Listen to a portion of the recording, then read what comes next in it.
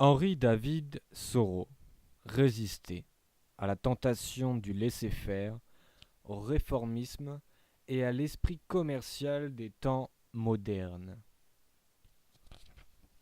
L'aubergiste. Sous le seul mot de maison, on inclut l'école, l'hospice, la prison, la taverne et la demeure. Le moindre abri ou la moindre grotte dans laquelle vivent des hommes contient des éléments de tous ces endroits. Mais nulle part sur terre ne se dresse la maison entière et parfaite.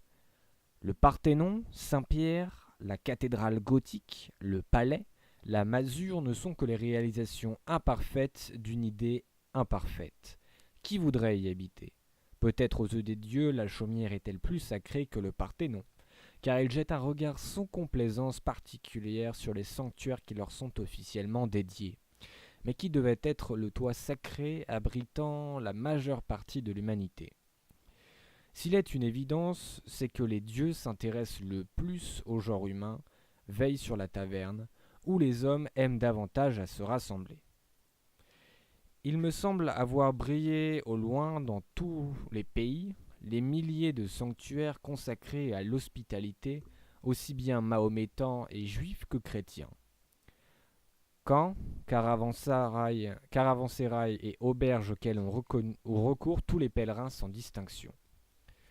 De la même manière, c'est en vain que nous regardons vers l'est ou vers l'ouest à la surface de la terre pour trouver l'homme parfait.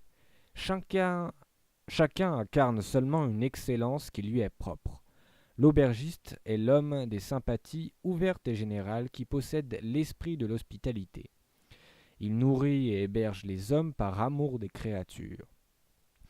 Il est certain que cette profession compte aussi et souvent, comme n'importe quelle autre, des personnages imparfaits qui ont embrassé le métier pour des motifs indignes, mais nous devrions d'autant plus priser le véritable et honnête aubergiste quand nous en rencontrons un.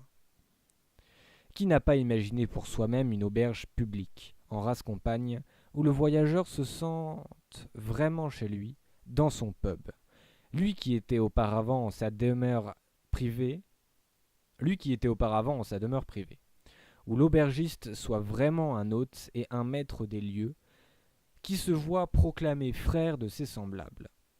Un homme qui a été appelé à son poste par tous les vents du ciel et par son bon génie, aussi fidèlement que le pêcheur est appelé aux prêches, un homme aux sympathies si universelles, dont la nature humaine est si grande et si authentique, qu'il sacrifierait volontiers les liens tendres mais étroits de l'amitié avec ses intimes à une amitié vaste et radieuse, par tous les temps avec ses semblables.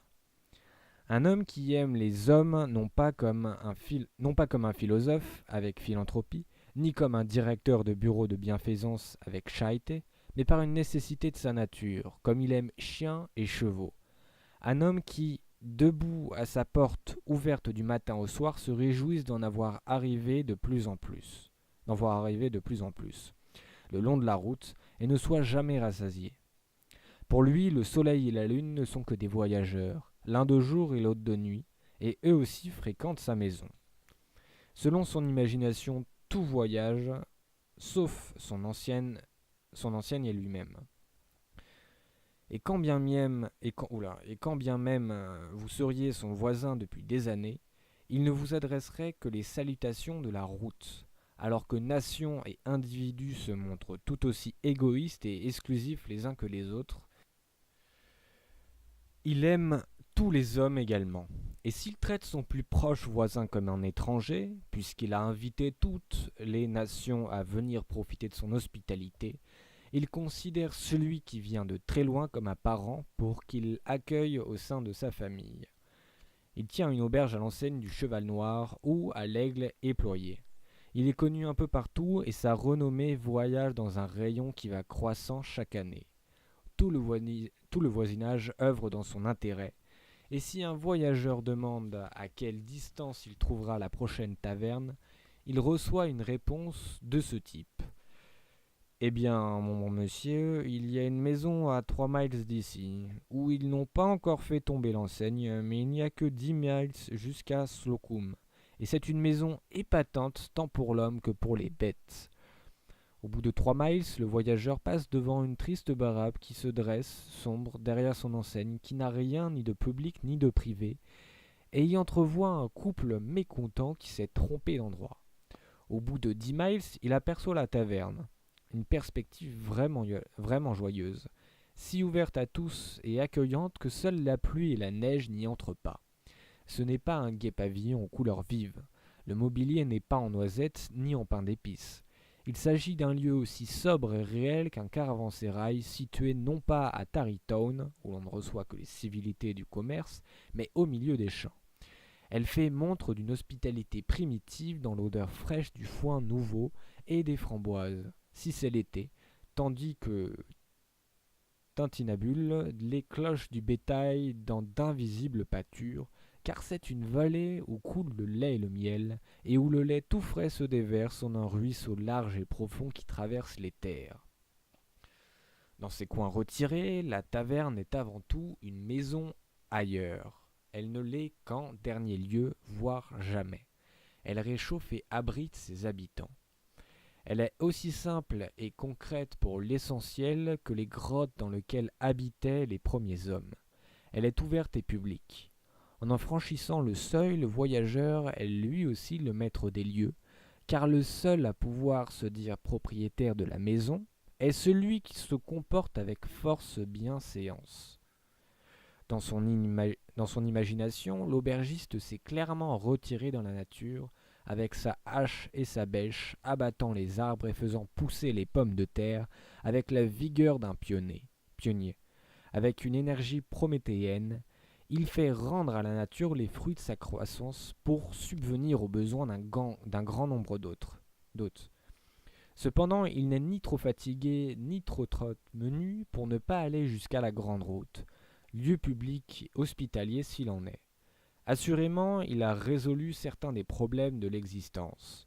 Il entre dans son auberge par la porte de derrière, en tenant sur l'épaule et d'une main une bûche fraîchement coupée pour son âtre, tandis qu'il salue de l'autre le voyageur qui vient d'arriver ainsi que l'assemblée. Ici, nous avons enfin le champ libre que nous ne trouvons ni dans les palais, ni dans les masures, ni dans les temples. Nous n'empiétons sur personne et tous les secrets de l'art de tenir une maison sont exhibés aux yeux de tous, dessus, dessous, devant, derrière. C'est ainsi qu'il faut vivre, ont avoué les hommes à notre époque. Faudrait-il se retirer et se cacher ? Et pourquoi devrions-nous montrer du dégoût pour les cuisines ? Elles sont peut-être le recoin le plus sacré de la maison.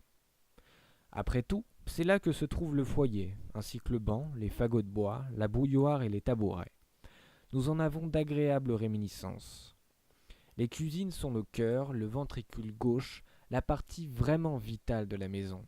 C'est là que la vie bien réelle que nous rencontrons dans la rue trouve nourriture et abri. C'est là que brûle la bougie qui réjouit le voyageur solitaire dans la nuit, et de cet âtre que se lèvent les fumées qui peuplent la vallée pour ses yeux dans la journée. En somme, un homme ne devrait pas avoir plus honte des cuisines que des autres pièces de sa maison, car c'est là que s'exprime sa sincérité et son sérieux. Il est possible que ce ne soit pas là que l'on manie le plus le balai. Ce n'est pas ici qu'il a besoin de l'être, car la poussière ne se dépose pas plus sur le sol des cuisines que dans la nature. C'est pourquoi il ne conviendra pas à l'aubergiste d'avoir une nature trop délicate. Sa santé doit résister aux accidents ordinaires de l'existence et n'être sujette à aucune des maladies modernes en vogue. Il ne doit pas avoir de goût, mais une immense appétence. Ses sentiments sur tous les sujets doivent s'exprimer aussi librement que souffle le vent. Ils ne doivent rien avoir de privé ou d'individuel, bien qu'ils ne cessent d'être originaux, car ils sont publics et de la couleur des cieux au-dessus de sa maison. Une évidence est une transparence extérieure que l'on ne saurait contester. Il ne faut pas se plaindre des actes ou des manières de l'aubergiste, bien qu'ils puissent être blessants dans l'abstrait, car c'est ce que l'homme fait, et le genre humain s'exprime en lui.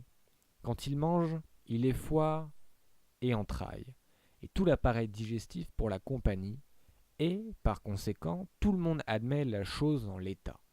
Il ne doit avoir ni tempérament, ni disposition ou tendance particulier, pour ceci ou pour cela, mais un développement général, sain et uniforme, comme l'indique sa personne corpulente, s'offrant également aux hommes par quelque côté que l'on ne le prenne. Il n'est pas de vos hommes de génie, bornés et inhospitaliers, avec des goûts particuliers, mais comme nous l'avons dit plus haut, il a un penchant, un goût uniforme qui n'aspire jamais à plus haut qu'une enseigne de taverne ou une girouette. L'homme de génie, comme un chien avec son os, comme l'esclave qui a avalé un diamant, ou comme le patient atteint de la gravelle, est assis en retrait, loin à l'écart de la route. Il n'accroche aucune enseigne invitant hommes et bêtes à s'arrêter pour se rafraîchir. Par tous les signes et toutes les insinuations possibles, il signifie « Je souhaite être seul, au revoir, adieu ». L'aubergiste peut se permettre de vivre sans intimité. Il n'entretient aucune pensée privée. Il ne chérit aucune heure solitaire, aucun jour de repos. Cependant, il réfléchit suffisamment pour faire valoir qu'il pratique la raison, parle et lit le journal. Ce qu'il ne dit pas à un voyageur, il le dit à un autre. Il ne veut jamais être seul. Il dort, se réveille, mange et boit en société, en se rappelant son humaine condition. Il se promène à travers les pensées des hommes, et l'Iliade et Shakespeare sont son nom commun. À lui, à qui chaque voyageur raconte les incidents rudes mais familiers de la route. La malposte peut venir bousculer ses pensées au milieu du plus solitaire de ses soliloques sans déranger son équanimité, pourvu qu'elle apporte plein de nouvelles et de passagers. Il ne peut y avoir de profanation là où il n'y a pas de fanum. Et l'on peut pratiquement voir le monde entier autour de lui. Il se trouve qu'il aime les endroits poussiéreux, et s'il est installé héroïquement au carrefour où deux routes se croisent, aux quatre coins ou aux 5 points, sa vie est d'une trivialité sublime pour le bien des hommes. La poussière du voyage souffle toujours dans ses yeux, mais ceux-ci conservent leur regard clair et suffisant. Les heures et les demi-heures, les journées et les semaines tourbillonnent sur les chemins usés tout autour de sa maison, comme si elle était la borne dans le stade. L'aubergiste reste planté là, serein et imperturbable, sans donner l'impression de vouloir se retirer. Son voisin, timoré, habite derrière un écran de peupliers et de saules, derrière une clôture hérissée de faisceaux de lances à intervalles réguliers. Il se défend contre les paumes tendres des visiteurs par des pics pointus. Pendant ce temps, les roues d'une charrette retentissent sur les pavés de la cour de la taverne, et le voyageur fait claquer son fouet à l'entrée. L'aubergiste est vraiment heureux de vous voir et aussi bienveillant que l'œil de bœuf au-dessus de sa porte. Où qu'il aille, le voyageur cherche à trouver quelqu'un qui nourra avec lui cette relation large et catholique, qui sera un habitant de cette contrée, qui lui est étrangère, et en représentera la nature humaine, de la même manière que le rocher incarne sa nature inanimée. Voilà ce qu'est l'aubergiste. Tandis que la mangeoire fournit du fourrage à son cheval et le cellier des provisions satisfait l'appétit du voyageur, la conversation fournit l'aliment nécessaire à son esprit. L'aubergiste sait très bien ce qu'un homme veut, car lui-même est un homme, et il revient lui-même, pour ainsi dire, de beaucoup plus loin, bien qu'il n'ait jamais passé sa porte.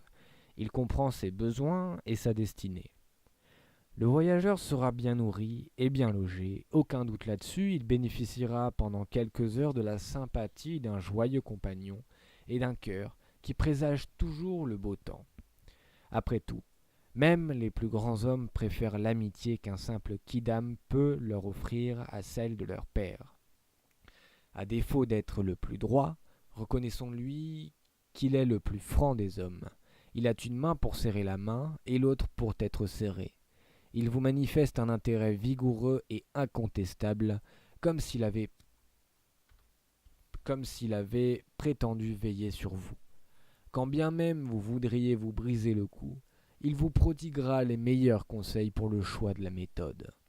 Les grands poètes n'ont pas été ingrats avec leur seigneur. Notre hôte de la Tabard Inn, dans le prologue des contes de Cantorbéry, était l'honneur de sa profession.